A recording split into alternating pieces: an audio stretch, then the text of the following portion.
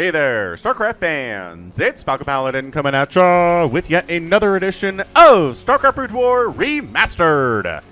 Today it's going to be a match between IdrA and Terror here on Moonglaive. Left side of the map we have the orange Zerg player, it is Terror. And on the right side we've got a brown Terran player, it is IdrA.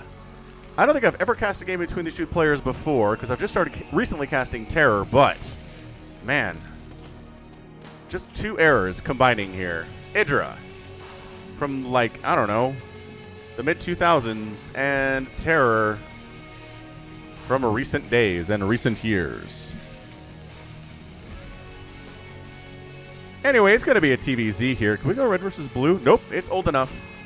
Well, that's my theory anyway. It's old enough that you can only do the colors or everybody's yellow, which, yeah, that's not going to happen. Overlord scouting, not SCV scouting here is IdrA, which kind of surprises me. Maybe he doesn't feel like Terror is a threat. I have no idea when this was played. Maybe it's back when Terror was just a little baby Zerg player, and IdrA's going to stomp him. I don't know. We'll have to see. Hit that like button if you're excited to see IdrA versus Terror, because I am excited to see what happens here. I've had this replay for just a little bit of time. Okay, maybe for like a couple months, maybe longer. And I figured today is the day to cast it. So happy August, everyone. Hope you're enjoying the month. Hope you're enjoying the last bit of freedom before you have to go back to school, students. I don't know. YouTube says my main demographic is dudes 25 to 40 years old, which makes sense. Makes a ton of sense. They are old enough to see Brood War and play it when it was still new. So anyway, it's a hatch first play here. About a 12 hatch or 11 hatch into a 12, 11. There you go. I don't know. How much does it really matter if it's a 12 hatch versus like an 11 hatch? Obviously, there are slight adjustments to how macro-oriented you're going to be into the mid-game or how aggressive you can be in the early game, but I just don't think it's a huge deal personally, but I don't know. Brood War is just such an optimized game that kind of thing can be such a huge friggin' deal. And that's why people are like, Falcon, you should know the build orders more closely. And I do. I try to pay attention to basic stuff. Is it a pool first play? How early is the pool? How many lings are coming out? Is it a command center first play? How many racks are built before the command center? Just things like that in a ZVT. And I pay attention to it, and it does give me a pretty good idea what's going to happen later on. There's actually a drone blocking the expansion here a little bit, but then a Marine shows up, and the drone has to skedaddle on out of there. Base goes down from IdrA. And I don't know if this is a practice match or what. The vast majority of the games that I have from IdrA are practice matches. And I don't know. I can't ever find a time where these two ran into each other in a professional tournament, but that list is far from exhaustive, so I don't know. Macro hatch here from Terror. Nothing crazy from him. Another barracks coming up. So again, most Terrans are going to open with some bio pressure.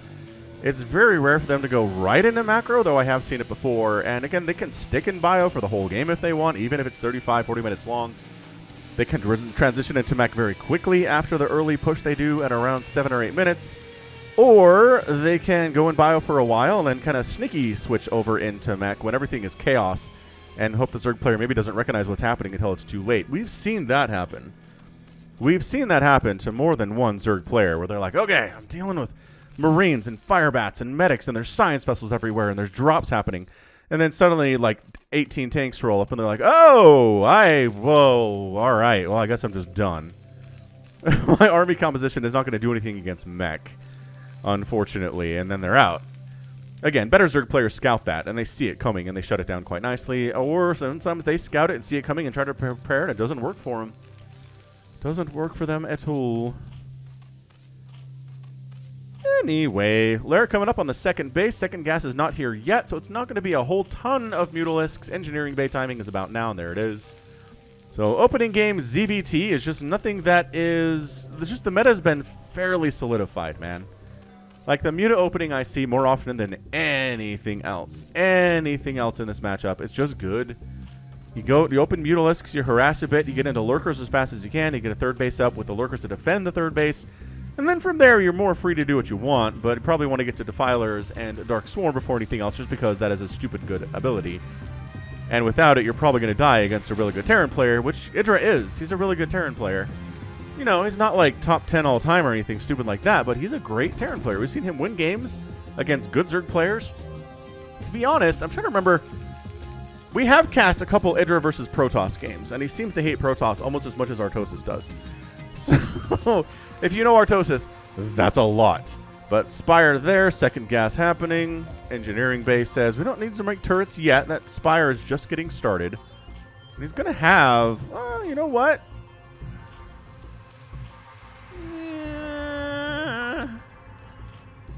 This is going to be a good number of Mutalisks. The timing on that gas, I need to get that down. I need to figure out, because sometimes the gas isn't taken yet, and then it's like 4 to 5 mutas. But this is definitely timing on a gas where it's going to be closer to 8, 9, 10, 11 Mutalisks. The Lings ran all the way around and jumped through this back door. Jeez. Through the back door, does some harassment. IdrA's like, you jerk. Ends up hiding an Overlord on that high ground, which doesn't look like it should be high ground. But it's definitely high ground. So this is a lot of Zerglings out of Terror, man. Like, so many Lings. He's going to, again, he's just going to try to delay this push as long as he can. Plus, when attack is coming in, range is on the way. U-238 shells on the way from IdrA. We don't see the range upgrade super fast in some games, but you always get it if you're going any amount of bio. So Spire's just about done, which means the turrets need to start construction in the next 10 seconds. Ready, set, as 8 mutas are on the way, and turret construction, there we go. So IdrA, he knows the timing. He's not messing around. Third base is coming up here, and he just needs to know if they're going to attack that third base or not, because in the meantime, a Hydralisk Den is on the way. We're going for lurkers, and yes, the early game ZVT, if you're going for a macro style, if both players are interested in getting into the later game, then yes, it is very, very solidified, and has been for a very long time. We have seen shorter games in the past, though, where both players maybe are going for a 1 to 2 base attack, and it gets a lot more aggressive. But at this point, I don't think anyone's really intending to kill anybody else in the first 10 minutes. It'd be hard to do, I guess. I mean, I guess, again, the Mutaflock is big, right? It's bigger than it usually is here. But we've seen it before, and we've seen Terran players handle it just fine. So the mutas, again, have this nice little dead space area over here. 2 turrets firing away. The Marines stimming in, getting some shots off on the Mutalisks. Any damage you can get is good damage. All of it is good damage. A lurker aspect coming in. The mutas are just buying time for the Hydras to get across the map. The drones to transfer. I assume some Hydras will be moving across the map at some point. I don't actually know, but then lurkers will be spawned, and a Queen's Nest is on the way too. So yeah, Terror's doing all the things. All the things. If you're a Zerg player struggling against Terran, like, just do what Terror did in this game and you'll be fine. At least for the first 10 minutes. You'll stay alive, and that's what matters, right? So the mutas just trying to pick off stuff, but the Marines are like, brah, and the turrets are like, pew, pew, pew. And the mutas have to get out of there. Third base is done. Nice drone transfer here. Still 36 to 42 workers. I don't think any SCVs have died. There's been a little bit of picking around the edges for the mutas, but they're not exactly getting a ton done. Other than keeping IdrA inside his home, which he is, while he's getting a hive here at 8 minutes. So third gas is there. 1 Hydralisk on top of the ramp. You want 2. I assume another Hydra is going to show up here at some point, probably get produced at this hatchery just for ease of use. Lings rolling in. No, the defense is good here. With that bunker placement, it's really nice. It covers this, and it covers this at the same time. The mutas just continue to fly around. Irradiate is coming in. It's going to be a little bit of time, though. It's one of the longer upgrades in the arsenal. There we go. An SCV dies, building a supply depot. And another SCV comes off the line immediately to finish the job that Bob started and couldn't finish because he got massacred by a flock of Mutalisks. Rough stuff for him, man. It's good. Like, the number of turrets here is fantastic considering how many Mutalisks we have. Again, it's 4 or 5. Good. Maybe 3 turrets per base is going to be good enough. Anything more than that, you start making more turrets and just keep adding as more Mutalisks get produced here. But the third base is happily running. It's 42 to 45 workers. Only 1 lurker ever got made. He's had really good map vision. So, I mean, he didn't need to make a lurker for base defense because he didn't have any need for it. Fourth base coming up here, too, at the 12 o'clock position. And suddenly Terror is looking a little aggressive. He's got the Zerglings. He's got the lurkers. He's jumping in here while everybody was distracted by the mutas to the south. And somehow, some way, he manages to get lurkers right on top of the natural base. SCVs are going down. The bunker goes down. The Marines go down with them. There is detection here. Obviously, there is detection here. And there are tanks out, so the damage is pretty good. The mutas are trying to stack and take down the tanks, which they do get one. And maybe they'll get another one. The mutaflock here is a little bit scary. They still are 8 of them. So good damage done, but IdrA is not done yet. Thank you very much. Scourge out to try to deal with those science vessels. The age-old enemy of science vessels are the Scourge. Still no third base from IdrA. Like, I'm worried about this if I'm IdrA. I'm like, I need a third, man. I know I have detection. Good irradiate. The split is genius, though. That is almost just an element of luck right there. If you immediately split out the irradiated Mutalist from the flock and get it out of there, there's an element of, like, you just got lucky. Because, again, I've seen great Zerg players struggle with that in the past. If they're, you know, if it was just super easy, then sure, they'd nail it every time. But then you wouldn't irradiate mutas because it'd be so easy to deal with. And nope, standard is a bit of a difference here. It's 102 to 86 supply. Somehow Terror has a giant Ling Lurker army. And suddenly this is happening. And everybody has to get out. Why are you still engaging? I just said you have to get out of there. Tank down. Everybody dies for IdrA. Like, his first push out just gets absolutely crushed. It's 91 to 61 total supply. Lurkers jumping on top of the tanks. Tanks outrange Lurkers significantly, but guess what? There's Mutalisks here. The anti-air is not very good. There's not enough energy on the Science Vessel. The tanks are down. The natural base is down, and that's your good game. IdrA taps out. Terror comes and wins this thing in 11 minutes and 35 seconds in game 1 of our sneaky twofer. That is what we're talking about, ladies and gentlemen. Terror looking good, man.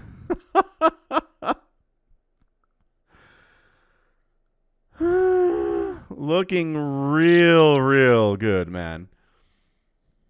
I mean, did we expect much different here? I don't know. Right? Like, I don't know that we did. Anyway.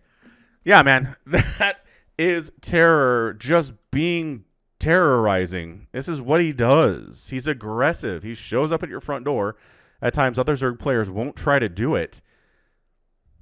Just winning the engagement in the middle of the map was massive. The game was over at that point. Like, if IdrA can't get out of his own front door and establish a third base or harass over here at all, or maybe this way, then no, it's not happening. It's not happening for IdrA. Not enough tanks, just not enough stuff. He just got out macroed. Like, Terror was able to do a macro opening with the hatch first play, got the third base up pretty quickly, fourth base up without much effort either. And then suddenly he's just on 42 workers, which is a great number to be at, and he's pushing in with Lings and Lurkers and Mutalisks. It's a good combination. Is a good combo. All right, so that's game 1 of our Sneaky Twofer. Let's move into our next game on the Sneaky Twofer, which is going to be another Terror game against another Terran player. I wish I had another IdrA versus Terror, but I don't. So let's move into Terror game number 2 against Terran and see if this Terran can fare any better than IdrA did. It's going to be Terror versus Reality for game number 2 here on Destination. Top side of the map, it is the, we're going to call it a pink or a peach Terran player. It is Reality. And in the bottom side, it's going to be Terror again. So 2 Koreans going at it here in game 2 of our Sneaky Twofer between our 2 players today. Let's see how Terror does against a fellow countryman, shall we? So back in 2011, Reality played Jaedong and got super creative with it. And there's a VOD. So let me know if you want to see that, because I can put the VOD link in the description. I don't want to spoil anything else, but man, that was one heck of a game. So, I think he knows how to handle Zerg players, because he did it against Jaedong, right? Yes, correct.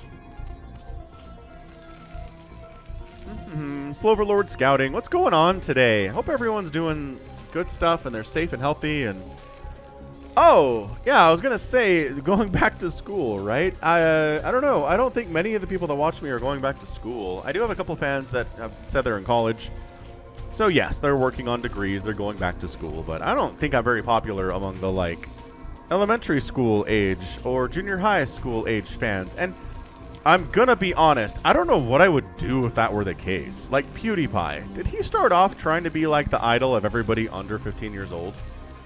I don't know. It's a weird demographic to go after if he did. But I'm just saying, like, it would feel sketchy as an adult man, for me to be like, yes, 10-year-old boy, you're my biggest fan. It's nice to meet you. I don't know. I don't like it. I don't like it very much. But anyway, it's a 12 hatcherama here out of Terror. And then a drone scout. So not too different from game 1, except he went 11 hatch there. The difference is, I don't know. Are you really checking for proxies? Again, this is reality. So maybe the fact that it's reality is freaking him out. He's like, I know what reality did to J-Dong back in 2011. I'm checking for proxies, man. Pool, barracks, all the traditional trappings of a ZVT are here. Hit that like button if you're enjoying this, by the way. It's real nice. Just for the algorithm to know that I'm here. Does that make sense? I hope it does. Anywho. Drone scouting around. Oh, I just want to rant about the content ID system on YouTube a little bit. So, somehow, a couple weeks ago, somebody uploaded a song to the content ID automated copyright system. Basically saying, I own this song. And generally, okay, cool. I'm alright with that. The content ID system automatically scans all existing videos and determines if they break the copyright or not. So, usually, when this happens, it's a mistake. It's like, yes, 4 notes in your song are the same as the song that I used. It's not the same song, content ID. But this one, so sometimes at the end of my casts, I'll have an anti-spoiler screen. And most of the time in there, it's a song from bensound, bensound.com, which is going higher. And bensound is very nice. And he's like, you can use most of my songs royalty-free without my written permission as long as you put bensound.com somewhere in the visual when you use my song. And so that's what I've done. And for years, it's been awesome. But somewhere along the way, somebody uploaded something to the content ID from an artist called Black Art. I don't know who that is. I've Googled it. It doesn't show much. And a song called Tip Top, which I haven't been able to find. Like, most of the time I can find the song that the content ID song or program thinks I'm using, and it's not the same. I can't even find this song. I don't know what it is. So the problem is, I've used this anti-spoiler screen in like 40, 50 different videos on my channel over the last couple of years. So I'm getting content ID claim after content ID claim. And here's the stupid thing. I dispute them immediately because the song I'm using is royalty-free and owned by bensound, and I'm following his rules, so I have a license for it. You can't hit me for this. And what's dumb is, it goes back to the person who made the copyright claim, and usually they just sit on it for 30 days, which is the default. But this dude has been like, yeah, you're right, man, sorry. And he releases the claim within like a couple days. But while that's happening, additional claims are coming through the system. So he's like, I get it. This is not the right song. This isn't my song. I apologize for the hassle. Here, releasing the claim, no more problems. And then 2 days later, another one comes in for the same song and the same song. The same song in Content ID and the same song that showed up on my video sometimes. It's dumb. And I hate it so much. I wish there was a way for him to be like, just release. If my song shows up on this dude's videos again, just flag it as a false positive. Can we just do that? At this point, I've literally done 25 at this point, and they keep coming. I mean, it's not a huge deal. I just have to click dispute, and then I click through some boxes to make sure I'm not fraudulently filing a dispute. And I just say this is a bensound song, and then I sign it, and then it's good, and it's over. It takes like 30 seconds. But it's just such a hassle, and I already have so much else going on in my life. It sucks to have to put any time to this. Being an adult and running a business is weird.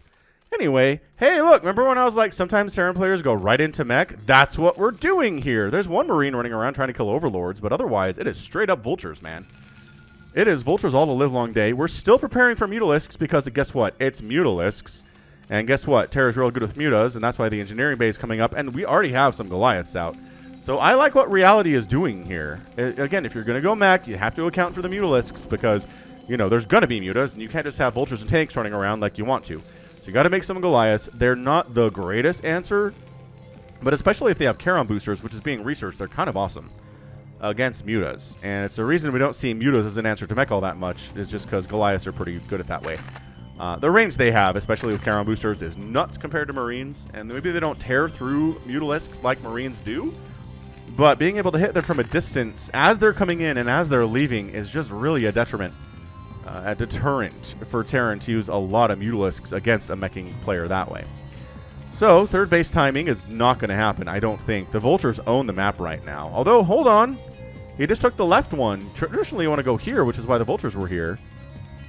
But instead, he manages to sneak it over to the left side. He's got some Hydras to defend against potential Vulture shenanigans. The Vulture is trying to shut down that base. Again, they're not great at killing buildings, but if you leave them alone long enough, they'll do it. The Vulture bikes are like, ah! It's Mutalisks, run! We are faster than Mutas when we have speed, but not by a whole lot. There's not a ton of margin for error there. But Charon Boosters is going to finish up. The Muta Harass, I don't think is really going to be possible. Not with the turret count, not with the Goliaths heading around all over the place. It's dicey. Oh my gosh, he's taking a fourth base too. While he was chasing the Vultures away, he took a fourth base at the same time. Terror, you're so good at this game. You are honestly like my Zerg hero right now. You're so fantastic. I mean, now that Jaedong is serving in the military, who's our guy, right? I mean, Zero's obviously killing it right now. Zero going by Queen. He's playing fantastically. There are a lot of options, but I'm just saying, Terror is so fun. Super fun. So additional factories on the way because we're just meching all the way down right now. Zerg players like, you know, I feel moderately safe here. You don't get the traditional timing pushes when you go straight mech as you do with Bio.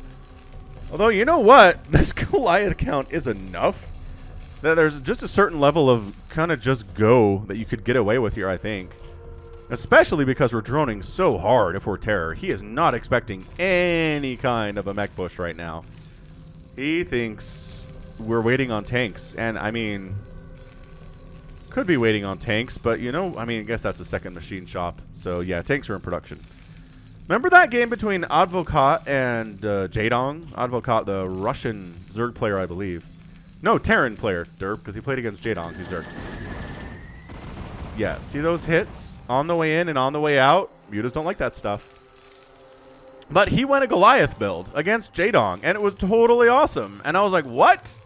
This is crazy. Who does this? And then Advokat did it, and it was amazing. So, I don't know. I assume it's moderately viable. The thing is, I've never seen it since. It's not like it started some crazy meta shift to where it's totally viable to just basically go Goliath against Zerg. Although, again, I kind of like that here. You've got a lot of DPS against the ground, more DPS than Marines do, and the reason is that they're slower, so you have to compensate in some way. You're going to handle the Mutas just fine. This is a very heavy Goliath push. Nice Spider-Mine hit there, though. Spider-Mine's getting picked out. When you have Overlords with speed and Mutalisks, it is the easiest Spider-Mine clearing out job you'll ever have in the entire game of StarCraft. You don't have to worry about them killing you at all. It's beautiful. All right, man. So reality is like, you know what? It's time to go. It's time to duel. +1 attack here is done. The Goliath count is nuts. We've got Vultures and tanks to deal with, you know, Hydras, for example. Siege mode's almost done. This is a siege mode timing push out of reality. All right, man. Siege mode is not quite done yet. Maybe you don't want to go in. There we go. Now it's done. All right. Here we go. Got an Ursa Dawn heading out, blocking the pathing of these units just a little bit. He's trying to siege up here on the third base. And was that... Oh, he came around the backside to try to take down the tanks, but no. No, reality saw it coming. Reality was like, no, I'm jumping on that stuff. Don't you try to sneak up on my tanks. That's not happening. And then he marches up, and this third base looks like it's just going to die. Are these drones running? They're running for their lives out the back door, as you can do. And look, trying to come around the backside and pick off reinforcements. It's going pretty well, honestly. It is, but these three tanks are still alive. They're still firing. This base looks like it's going to die anyway. But reinforcements are not happening. This is a good match. This is suddenly Terra's like, all right, I'll sacrifice my base, but I'm going to kill everything you have running for you right now. Your natural base and your main base, which is why he's coming home. So he's trying to kill this hatchery. Will he be able to? I don't know. He doesn't have a lot of DPS left there, unfortunately. But the counterattack from Terror is like, I don't feel like I can engage with the army directly, so let's go back and kill what we can on the other side. Hydra's inside your main base, as reality is never good. Tanks coming out of factories to instantly die. Goliath's getting 2 or 3 shots off before they die. And look, he has to come up his own ramp. to try to deal with this. The mutas are gone. The mutas want nothing to do with these guys and leave the hydras to die because they can't fly. Leave the hydras to die because they can't fly. Oh, he's flying through missile turrets accidentally here, but look how many mutas. Look how many mutas he's making. It's basically all mutalisks all the time right now. And if you have enough mutas, the Goliaths aren't doing any splash damage, and suddenly it stacks really poorly.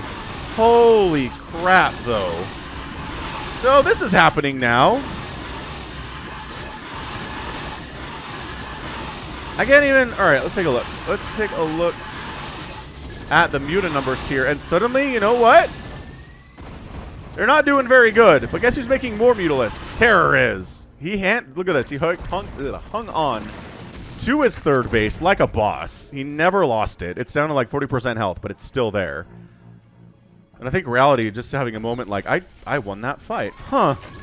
I don't know if he was expecting that. Okay, but there's tanks and stuff now. I know you brought Hydras this time, and I know you're trying to focus down the Goliaths, but the siege tanks are raining fire upon you. It is so close. It is 78 to 77 supply, which is not good for the Zerg player. They want to have more supply at this stage of the game, but they don't.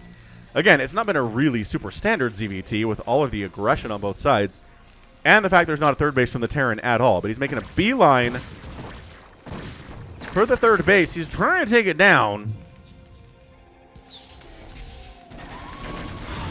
Oh, the tanks don't have the support they need. Where's the rest of the army? Reality not controlling his army super well here. And Terror does manage to wipe out a couple of these tanks. There's only a couple Goliaths here. But again, the mutas keep falling. You keep hearing that mutalisk dying sound over and over here. A lot of Goliaths are going with them for sure.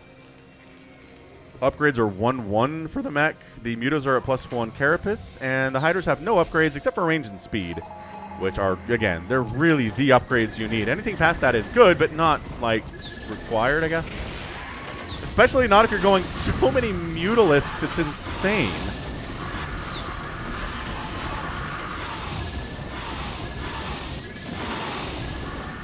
I don't know. Like, it's so hard with mutalisks to even tell. I guess we just do this. Like, how are the mutas doing? Well, some of them are injured. Other ones are totally fine.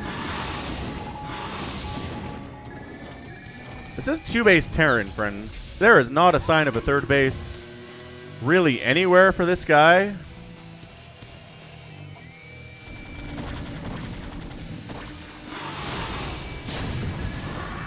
He needs to move the tanks up. The tanks being back here aren't really accomplishing much. Tanks sieged up, not in defense and not sieging anything, are just not going to do as well for the Terran player as they normally would.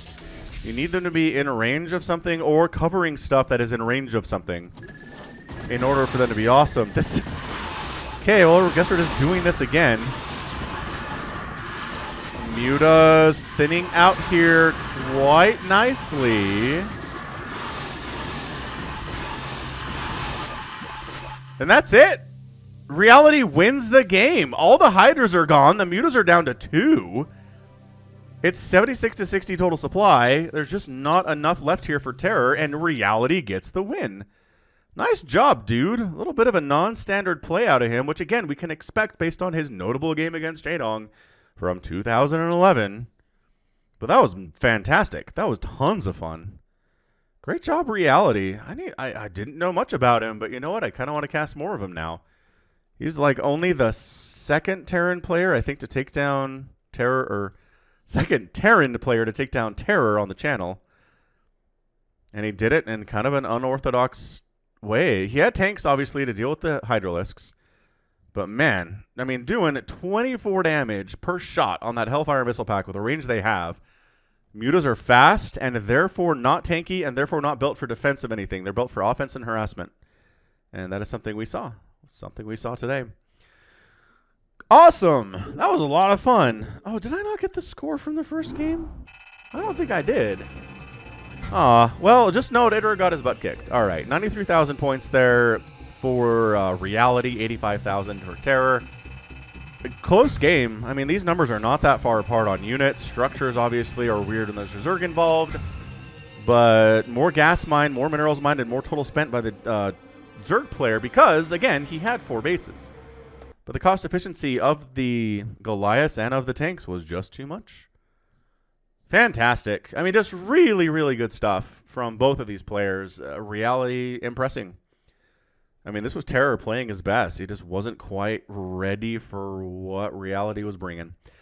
I think that's true for most of us, but that's going to be it from me today. This has been Falcon Paladin coming at ya with yet another edition of StarCraft Brood War Remastered. Go ahead, hit that like button, hit that subscribe if you like what you saw, what you heard today. You can also catch me on Twitter, Facebook, Patreon, and Twitch, all at /Falcon Paladin. And until next time, as always, thank you so much for watching, and you take care of yourself.